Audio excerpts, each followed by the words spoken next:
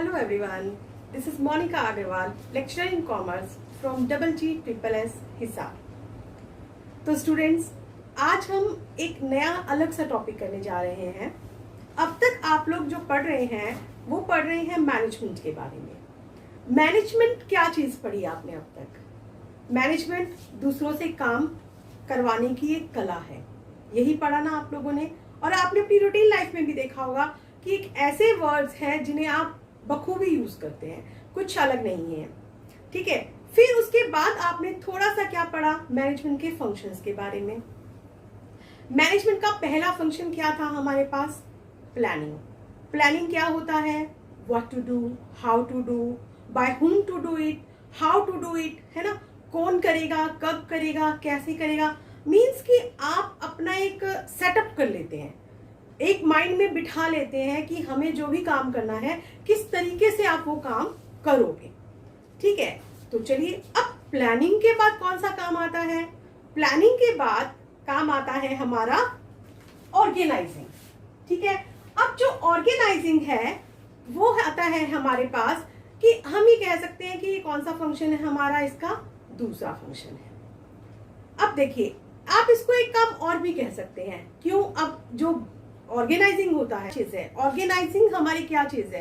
एक किस्म से हम ये कह सकते हैं कि जो प्लानिंग आप लोगों ने की, जो आपने थियोरेटिकली पेपर्स पे लिखा या आपके माइंड में सेटअप था, अब उसको एक प्रैक्टिकल शेप देने का टाइम आ गया।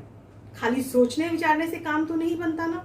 काम कब बनता है? जब आप उसे वास्तव में करते हैं, उसे प्रैक्टिकल शेप देते हैं। तो उस प्रैक्टिकल शेप में आप अब इसमें क्या करोगे? क्योंकि थोड़ा बहुत आप इसके बारे में जानते हैं, फंक्शंस में आप ऑलरेडी पढ़ चुके हैं। तो हमने उस वक्त क्या पढ़ा था कि ऑर्गेनाइजिंग हमारा क्या होता है कि हम जितना भी बड़ा हमारा काम है उसकी हम एक्टिविटीज में डिवाइड कर देते हैं, उनकी ग्रुपिंग करते हैं, है ना। हम उसकी अथॉरिटीज कौन है, रिस्पॉन्सिबिलिटीज किसकी है, अकाउंटेबिलिटी किसकी है, ये सारी बातों पे हम उसमें वो काम करते हैं। तो कुल मिला के ये हमारा क्या कहलाता है? ऑर्गेनाइजेशन कहलाता है। इसी के तहत हम अपना ऑर्गेनाइजेशन स्ट्रक्चर भी तैयार करते हैं।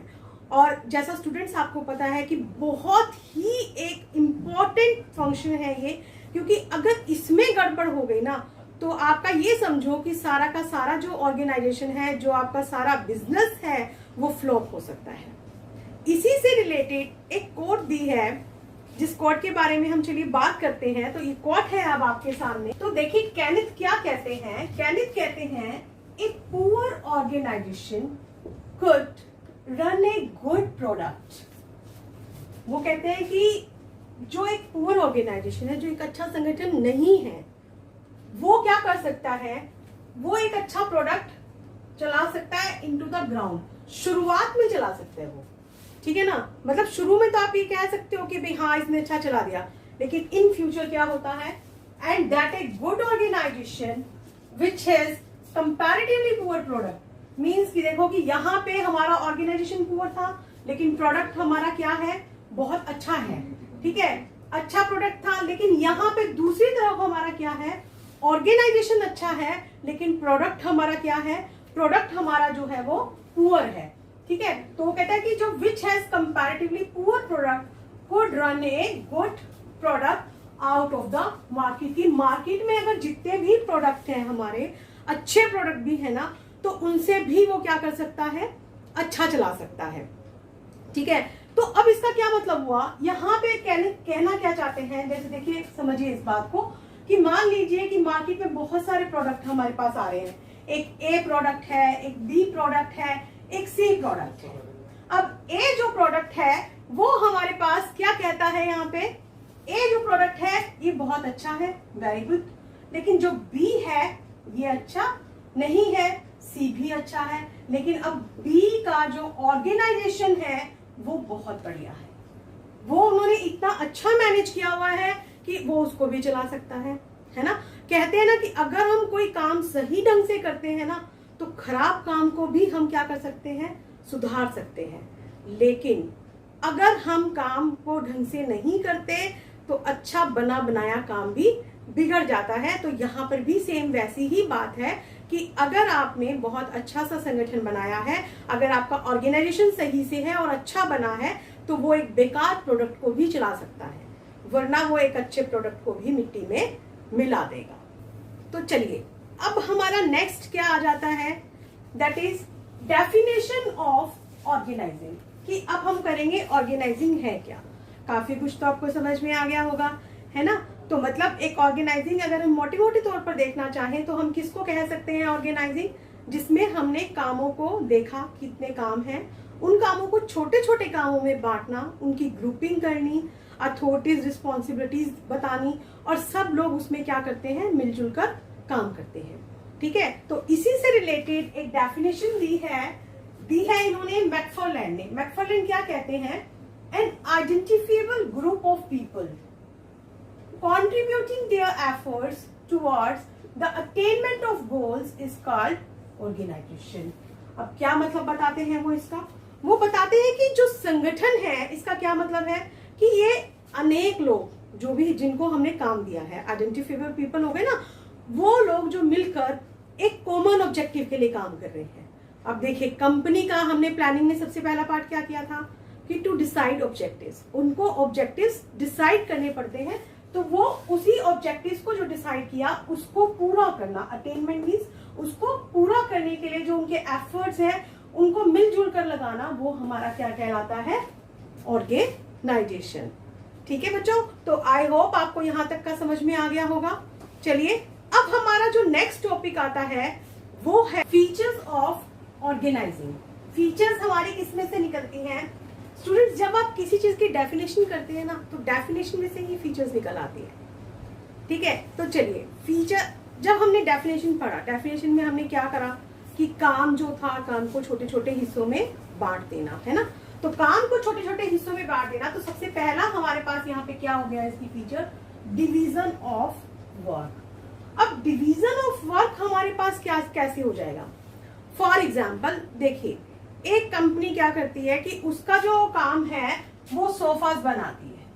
क्या बना रही है वो, सोफे। अब सोफा बनाना उसका क्या है, एक ऑब्जेक्टिव है। अब क्या एक अकेला व्यक्ति जो है वो सोफे बनाएगा? अगर हम एक अकेले व्यक्ति को देंगे कि तुम पूरा का पूरा सोफा बनाओ, ऐसे हमने 10 लोग लगा लिए, वो पूरा का पूरा सोफा खुद ही बना रहे हैं, तो उससे क्या होगा कि काम जो है वो करने में बहुत टाइम लगेगा, है ना।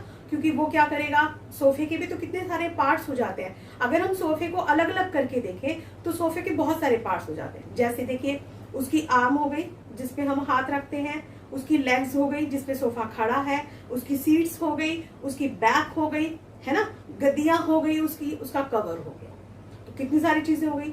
अब हम क्या करते हैं, ऑर्गेनाइजिंग में हमें क्या सिखाया जाता है कि ऑर्गेनाइजिंग में हम ये सीखते हैं कि उस काम को छोटे छोटे हिस्सों में बांट देना। मतलब जो हमने एक सोफा बनाना था, अब हमने सोफे के कितने सारे काम कर दिए, हमने 5 काम कर दिए। कौन कौन से हमने 5 काम उसमें किए, हमने क्या किया, उसकी लेग्स अलग बनाई, आर्म अलग बनाई, हमने उसकी बैक अलग बनाई, उसका फ्रंट अलग बनाया हमने, ठीक है, और उसकी सीट्स हमने अलग बनाई। तो ये सारा का सारा हो गया, और सीट्स के साथ हमने जो उसके कवर थे वो भी हमने क्या किया, वो अलग से बनाए हैं। ठीक है, तो पहला काम अब हमारा क्या हो गया, डिवीजन ऑफ वर्क हो गया। अब चलिए दूसरे काम की तरफ चलते हैं। अब दूसरी इसकी विशेषता क्या है कि कोऑर्डिनेशन।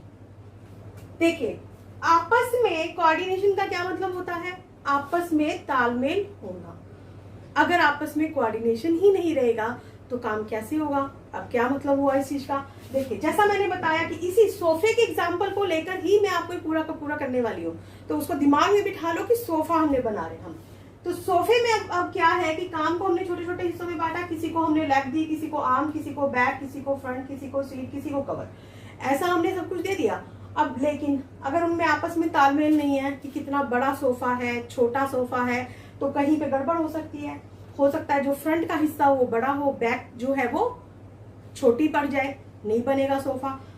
सोफा सही बन गया लेकिन सीट वाले के साथ आपका कोऑर्डिनेशन नहीं है, उससे तालमेल नहीं है, तो सीटें छोटी बड़ी बन सकती हैं, है ना, कवर छोटे बड़े बन सकते हैं। तो आपस में सब लोगों का तालमेल होना जरूरी है, तभी एक सोफा जो है वो अच्छा सा बन जाता है। ठीक है, तो सेकंड पॉइंट हमारा क्या हो गया, कोऑर्डिनेशन। फिर हमारे पास क्या चीज आती है, प्लुरैलिटी ऑफ पर्सन। अब जब ऑर्गेनाइजिंग हम करते हैं तो ऑर्गेनाइजिंग में क्या चीज है कि बहुत सारे लोग होने चाहिए। एक पर्सन से कभी भी ऑर्गेनाइजेशन नहीं बनता, एक से ज्यादा पर्सन होने चाहिए। अब यहाँ पे तो था ना हमारे पास ऑप्शन कि हम या तो एक पर्सन को सोफा दे सकते थे या फिर हमने यहाँ पे 5-6 लोगों को हमने उसमें काम बांट दिया है। तो मतलब एक से ज्यादा लोग अगर होंगे तो वो काम हमारा कैसे होगा, बहुत अच्छे ढंग से हो सकता है। ठीक है, फिर अगला क्या आ जाता है, कॉमन ऑब्जेक्टिव। अब यहाँ पे ये नहीं है कि अगर हमने जिसको काम दिया है वो सब अपना अलग अलग सोचेंगे, कोई इस दिशा में जा रहा है कोई उस दिशा में जा रहा है, काम नहीं बनेगा। काम कब बनेगा, जब सब मिलकर एक कंपनी के ऑब्जेक्टिव की तरफ जा रहे हैं, तब काम बनता है ना। यहाँ पे अब कंपनी का ऑब्जेक्टिव क्या था, कंपनी का ऑब्जेक्टिव सोफा बनाना था, तो उस कॉमन ऑब्जेक्टिव को पूरा करने के लिए अब ये सब लोग जब मिलकर काम करेंगे तभी हमारा क्या होगा, एक ऑर्गेनाइजेशन अच्छा बनता है। And the last point is क्या है इसमें, organisation is a machine management. अब ये मशीन मैनेजमेंट आप इसको क्यों कह सकते हैं, सोचो जरा, क्यों भाई। अगर इसमें जैसे देखो आपके पास कोई मशीन है, उस मशीन का अगर एक पार्ट, छोटा सा पार्ट अगर खराब हो जाए, लूज हो जाए, तो वो चलता है क्या, नहीं ना। आप स्कूटर चलाते हैं, आप गाड़ी चलाते हैं, गाड़ी का अगर एक पहिया निकल गया या उसमें से एक पेच निकल गया, उसकी हवा कम हो गई, तो क्या गाड़ी सही से चलती है, नहीं चलती ना। तो उसके लिए क्या जरूरी होता है कि वो सारे की सारी सही हो, बैलेंस हो, उसमें सभी में हवा वगैरह जो है, टायर वगैरह जो है वो सही से लगे हो। तो यहाँ पर भी ये क्या है, एक किस्म से जो ऑर्गेनाइजेशन है वो एक मशीन मैनेजमेंट है, क्योंकि जिसमें हमने काम को बहुत सारे हिस्सों में बांटा और उन हिस्सों से पूरा मिलके जो हमारा एक जो मैनेजमेंट है वो बनता है, हमारा एक काम होता है। ठीक है, तो अब जो नेक्स्ट आता है हमारा इंपॉर्टेंस ऑफ ऑर्गेनाइजिंग। इसमें क्या आता है, अब हम इसमें पढ़ेंगे कि हमारा जो संगठन है इसकी क्या इंपॉर्टेंस है, क्या महत्व है, क्या हमें किस्म से क्या फायदे हो सकते हैं, क्या फायदे देता है। ठीक है, तो चलिए सबसे पहला हम जो इसमें करते हैं that is benefits of specialisation. अब ये बेनिफिट्स ऑफ स्पेशलाइजेशन, इसमें क्या चीज आ जाती है, देखिए जैसे मैंने अभी आपको एग्जाम्पल दिया था सोफे का, मैंने आपको कहा था कि उस सोफे के एग्जाम्पल से मैं आपको सब कुछ क्लियर करती हुई चलूंगी। तो सोफे के एग्जाम्पल को मैं फिर से एक बार यहाँ पे लिख रही हूँ कि हमारा जो कंपनी है वो क्या बनाती है, सोफा बनाती है। सोफे के लिए अब हमने किसी को आर्म दी है, किसी को लेग्स उसकी बनाने के लिए दी है, किसी को सीट्स दी है ना, किसी को हमने फ्रंट दिया है, किसी को हमने उसकी बैक दी है और किसी को हमने उसके कवर दी है। इस तरीके से हमने दिया। अब हमने हर इंसान का काम बांट दिया। अब एक आदमी एक ही काम को बार बार करता चला जाएगा तो उस काम में उसकी क्या हो जाएगी, परफेक्शन। याद है आप छोटे थे, आप कोई लिखने में अक्षर गलत कर देते थे तो आपकी जो मैम थी वो आपको बार बार क्या कहती थी, 1 है, अगर आपने जो अक्षर गलत लिखा आप उसको दोबारा से लिखिए, है ना, 5 टाइम्स लिखिए, 10 टाइम्स लिखिए। तो फिर उससे होता क्या था कि वो आपके दिमाग में अच्छे से बैठ जाता था, उसमें कोई प्रॉब्लम नहीं आती थी और आप उस चीज को अच्छे से सीख जाते थे। फिर जब छठी बार आप उसको लिखते थे तो आपको टाइम भी नहीं लगता था, ऐसा होता था ना। तो यहाँ पे एक किस्म से जैसा मैंने आपको पहले बताया था कि एक बिजनेस स्टडीज बहुत इंटरेस्टिंग है। क्यों? क्योंकि ये हमारी प्रैक्टिकल लाइफ से जुड़ा हुआ, जैसा हम सोचते हैं करते हैं वही हम अपना इसमें भी करते हैं। ठीक है, तो यहाँ पे भी अब क्या हुआ, जो आम बनाने वाला था उसने शुरू में टाइम लगा होगा कि सोफे के साइज के अकॉर्डिंग कितनी बड़ी आम बनानी है, कितना क्या होना है ना। लेकिन जब आप उसी काम को वो बार बार करता है तो फटाफट से आम बना देता है, जल्दी भी बनाता है, अच्छी भी बनाता है। ऐसे लेग्स वाला लेग्स जल्दी बनाएगा, सीट्स वाला सीट जल्दी बनाएगा, फ्रंट वाला फ्रंट, बैक वाला बैक और कवर वाला कवर अच्छे से बनाता है। तो उससे फिर हमें फायदा क्या हो जाता है कि वो उस काम में स्पेशलिस्ट बन जाता है। तो देखिए कितना बड़ा उसका फायदा हो गया कि काम भी जल्दी होगा और अच्छा भी होता है। दूसरी इसमें क्या चीज आ जाती है, क्लैरिटी इन वर्किंग रिलेशनशिप्स। अब वर्किंग रिलेशनशिप में कैसे, देखिए जब आप किसी के पास काम करते हैं, कोई आपका बॉस होगा, कोई उसके नीचे भी होगा ना, उसके बॉस के नीचे होगा। अब देखो कि हम कहते हैं कि जहां सारे सरदार हो जाएं तो वहां पे क्या काम चलेगा, नहीं, वहां काम नहीं चलेगा, हमेशा एक का ही काम चलता चलता है ना। तो यहाँ पे जब हम ऑर्गेनाइजिंग करते हैं तो वहां पे हम ये चीज डिसाइड कर देते हैं कि कौन बॉस है, कौन उसके नीचे काम करेगा, कौन किसको ऑर्डर देगा, क्या चीज है, वो सबका सब हम अच्छे से क्लियर कर देते हैं। That is clarity in working relationship, जो कि सबसे मस्ट है। ठीक है, नेक्स्ट आता है फिर हमारा optimum utilisation of resources. Optimum utilisation of resources, अब क्या चीज आ जाती है? देखिए, ऑप्टिमम कैसे होगा? हमारे पास हमेशा लिमिटेड रिसोर्सेज होते हैं, संसाधन सीमित है, लेकिन हम काम उनसे बहुत सारा लेना चाहते हैं। ऐसा ही है ना कि काम हम बहुत सारा लेना चाहते हैं, लेकिन हम कैसे ले सकते हैं? देखिए, जब हमने काम को बांटा, हर पर्सन अपना काम कर रहा है, तो इससे क्या होगा कि काम की रेपिटेशन नहीं होगी। काम की नो रेपिटेशन, दोबारा दोबारा नहीं हो रहा, माल बेकार भी नहीं हो रहा, क्योंकि उन्हें काम करना आ चुका है, तो वो उस काम को और अच्छे तरीके से कर रहे हैं। ठीक है, जब वो उस काम को और अच्छे तरीके से कर रहे हैं तो वो उतने ही रिसोर्सेज में जो काम है वो बहुत अच्छा सारा कर देंगे, तो फिर उससे क्या हो जाएगा? हमारा ऑप्टिमम यूटिलाइजेशन ऑफ रिसोर्सेज हो जाता है। फिर आता है अडैप्शन टू चेंज। अब ये अडैप्शन टू चेंज क्या है? अडैप्शन टू चेंज होता है कि जब भी आपने किसी को काम दिया आपने करने के लिए, अब आप उसे सीखते हो, आप वो बार बार करता है, आप उस काम में परफेक्ट हो जाते हो। आपके पास जो आपका बॉस है, अब बॉस के अंडर आप काम करते हैं, तो उन्हें आपको तरीका पता है कि बॉस क्या चाहते हैं, किस तरीके से काम को चाहते हैं। जो काम आपको नहीं आता था, बॉस के साथ रह रहकर आपको वो काम भी आ जाते हैं ना। जैसे फॉर एग्जाम्पल कि अगर आप स्कूल में हैं, स्कूल में अब क्या है कि टीचर ने आपसे एक लिस्ट बनवाई है, ठीक है, आपको बनानी आ गई कि मैम ने बोला कि इस पैटर्न में आप लिस्ट बनाइए, बना लीजिए। अब किसी टाइम मैडम नहीं है आपकी और लिस्ट बनाने के लिए बोला जाता है, तो हम क्या कह सकते हैं कि कौन बच्चा लिस्ट बना के देगा? वही बच्चा लिस्ट बना के देगा जिसने पहले बनाई थी। क्यों? क्योंकि उसे तो सारा काम पता है, वो तो फटाफट से बना सकता है, उसके पास डाटा भी है और उसके पास सब कुछ है, तो उसी लिस्ट को दोबारा से अच्छे से बना सकता है, उसे सारा काम अच्छे से पता है। तो ऐसा ही कंपनीज में भी होता है। कंपनीज में क्या है कि अगर बाय चांस कोई छोड़ के चला गया, हमारी कोई खाली हो गई जगह, तो उसके बदले हम किसी की प्रमोशन कर सकते हैं। प्रमोशन करने का फायदा क्या हुआ? यही सेम, सबऑर्डिनेट ने बॉस के साथ काम किया हुआ है, उसे काम करने का तरीका आता है, तो वो उस काम को अच्छे से कर सकता है। तो यहाँ पे उसलिए चेंज करना भी जो है वो पॉसिबल हो जाता है। नेक्स्ट आता है इफेक्टिव एडमिनिस्ट्रेशन। अब इफेक्टिव एडमिनिस्ट्रेशन में हमारे पास क्या चीज आ जाती है? देखिए, जब आपको ये पता है, हमने यहाँ पे क्लैरिटी कर ली वर्किंग रिलेशनशिप की कि कौन हमारा बॉस है, कौन उसके नीचे है, किसको किसके ऑर्डर फॉलो करने हैं, कौन किसको ऑर्डर दे सकता है। जब आपका सारा काम सुनिश्चित है, आपने काम बांट दिया, रिलेशन सुनिश्चित है आपके, तो आपका जो एडमिनिस्ट्रेशन है वो भी क्या चलेगा? बहुत अच्छा चलेगा। फिर इसका फायदा और क्या होता है?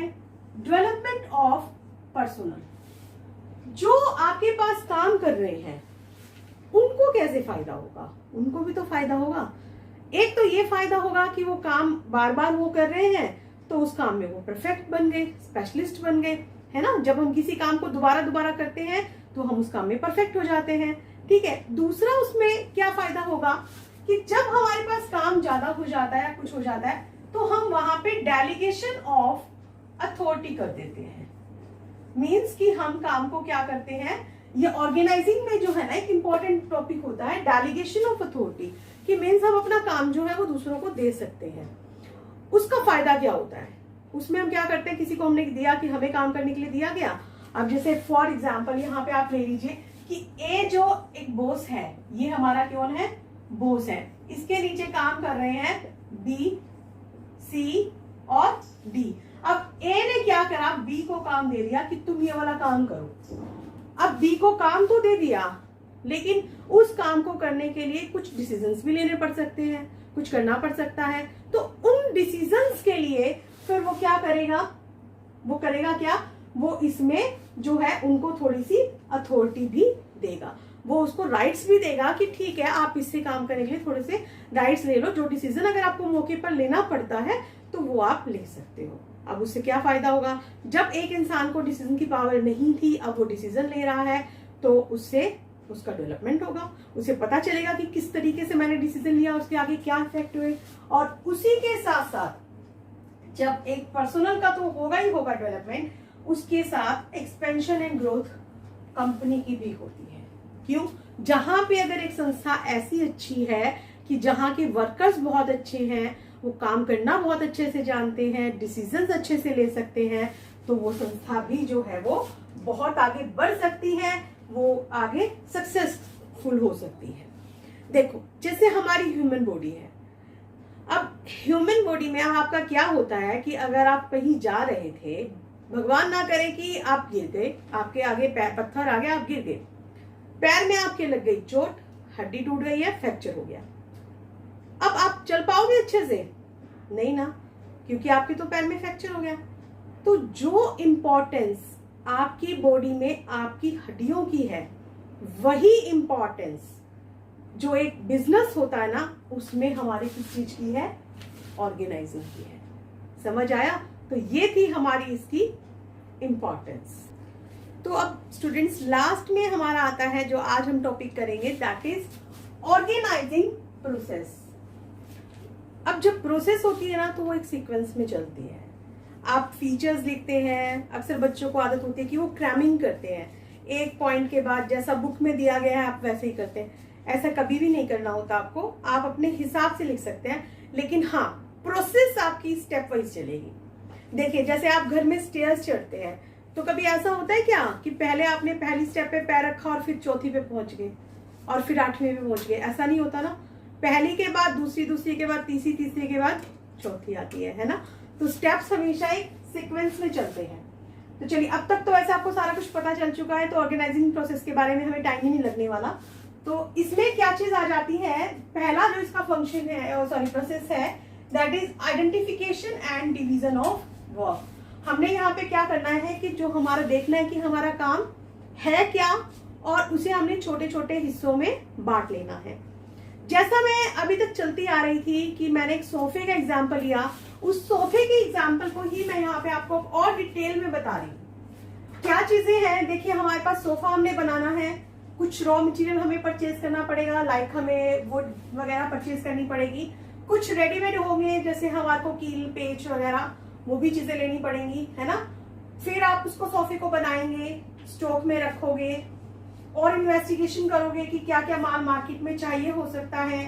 उससे रिलेटेड आप विज्ञापन दोगे, अपनी सेल्स को प्रमोट करोगे, पैसे का हिसाब किताब लगाना होगा, उसको आपको लिखना भी होगा, और ये सारे के सारे काम करने के लिए आपको वर्कर्स भी चाहिए होंगे ना चाहिए। तो अब हमने यहाँ पे क्या किया? सबसे पहला काम हमारा क्या था? मेन काम था हमारा, हमने आइडेंटिफाई क्या किया कि हमें यहाँ पे सोफा बनाना है। अब उस सोफा बनाना और उस सोफे बनाने के काम को हमने इन छोटे छोटे भागों में बांट लिया कि कोई बंदा रॉ मटेरियल परचेज करेगा, कोई रेडीमेड को परचेज करेगा, कोई बनाएगा, कोई स्टॉक का ध्यान रखेगा, कुछ लोग इन्वेस्टिगेशन करेंगे, कुछ एडवर्टाइजिंग, कुछ सेल्स। मतलब इस तरीके से मिलाकर अगर मैं चलूं तो मैंने कितनी एक्टिविटीज में इसको बांटा है? 3, 4, 5, 6, 7, 8, 9 और 10। मैंने 10 एक्टिविटीज में इनको बांट दिया है। ठीक है, हो गया क्लियर? पहला स्टेप हमने क्या किया? काम को देखा और उसको छोटे छोटे हिस्सों में बांट दिया। अगला काम हम क्या करने वाले हैं? डिपार्टमेंटलाइजेशन। अब हमने उसका विभागीकरण कर देना है। विभाग कैसे बनाएंगे आप? देखिए, जो लोग माल परचेज करेंगे, चाहे उन्होंने कच्चा माल परचेज किया या तैयार माल, अब वो हमारा कौन सा डिपार्टमेंट हो जाएगा? परचेज डिपार्टमेंट, है ना। वो हमारा कौन सा डिपार्टमेंट हो गया? परचेज। अब जो लोग हमारा प्रोडक्शन कर रहे हैं, चाहे उन्होंने प्रोडक्शन किया, चाहे उन्होंने स्टॉक रखा, चाहे उससे रिलेटेड काम किया, तो वो हमारा कौन सा डिपार्टमेंट हो गया? वो डिपार्टमेंट हो गया हमारा प्रोडक्शन डिपार्टमेंट। ठीक है। जो सेल से संबंधित है, सेल से संबंधित क्या है? चाहे उन्होंने विज्ञापन दिए हैं या उसको सेल का डाटा वगैरह कर रहे हैं, दैट इज सेल्स डिपार्टमेंट। ठीक है। फिर हमारे पास जो फाइनेंस का, पैसे का लेन देन देख रहे हैं, उसका लेखांकन कर रहे हैं, वो हमारा कौन सा हो गया? फाइनेंस डिपार्टमेंट हो गया। और जो हमारा पर्सनल, जो हमने वर्कर्स रखे, उससे रिलेटेड जो काम देख रहे हैं, वो हमारा कौन सा हो गया? वो हमारा हो गया है पर्सनल डिपार्टमेंट। ठीक है, तो देखा आपने कि पहले हमने काम आइडेंटिफाई किया, उसको छोटे छोटे हिस्सों में बांटा, फिर हमने उनको क्या कर दिया, डिपार्टमेंट में बांट दिया। अब इसके बाद तीसरा फिर हमारे पास क्या आ जाएगा, असाइनमेंट ऑफ ड्यूटीज। अब हमने डिपार्टमेंट बांटे, अलग अलग हम मैनेजर लगाएंगे, लोग लगाएंगे, उनको उनका काम देंगे हम। ठीक है, और फिर जब हमने लोग भी अपॉइंट कर लिए, and the last work is establishing reporting relations. अब हमारा यहाँ पे लास्ट काम हमारा क्या होता है, हम रिलेशंस बनाएंगे उनके। क्या रिलेशंस है, जैसे कि यहाँ पे एक हमारा मान लीजिए मैनेजर है, मैनेजर के नीचे अगर कोई है सुपरवाइजर है ना, सुपरवाइज जो करेगा, सुपरवाइजर से नीचे जो उनके वर्कर्स हैं। तो ये इस तरीके से हम एक चेन बना देंगे कि भाई एक के नीचे एक ही काम करेगा। अब जो वर्कर्स है उसने किसको रिपोर्ट करना है, सुपरवाइजर को, सुपरवाइजर ने किसको रिपोर्ट करना है, मैनेजर को। तो आई होप स्टूडेंट्स आपको आज सारा क्लियर हो गया होगा अच्छे से, ऑर्गेनाइजिंग हमारी क्या होती है, कितनी हमारी इंपॉर्टेंट है और कैसे ये वर्क करती है। तो thank you so much, that's all.